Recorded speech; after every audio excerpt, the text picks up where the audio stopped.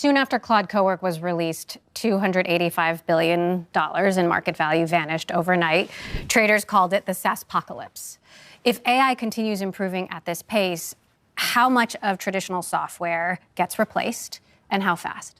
Yeah, so this is one of these questions that it's kind of very hard to predict in advance, right? If you could predict it perfectly in advance, then people would, and they'd make a huge amount of money on the market, and they'd always be right. So no one knows exactly what's going to happen. But I would note a few things, right? All of these traditional software companies have a number of moats.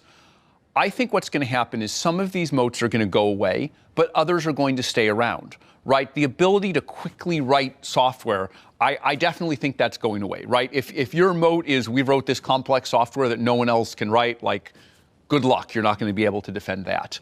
But I think folks have customer relationships. Folks have know-how of how the field works. Folks have unique domain knowledge.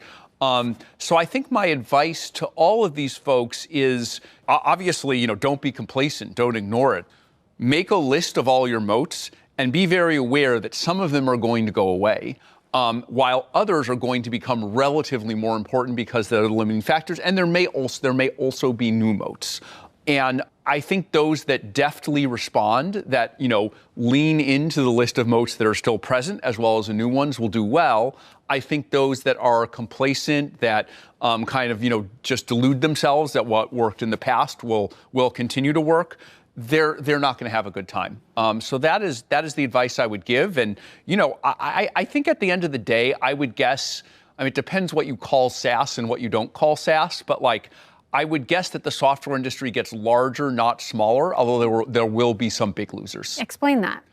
I just think the pie is getting bigger, right? I think with AI, the pie is getting bigger. The existing incumbents may be smaller in relative terms. Some of them may go down in value. Some of them may even go out of business if they don't adapt in the right way.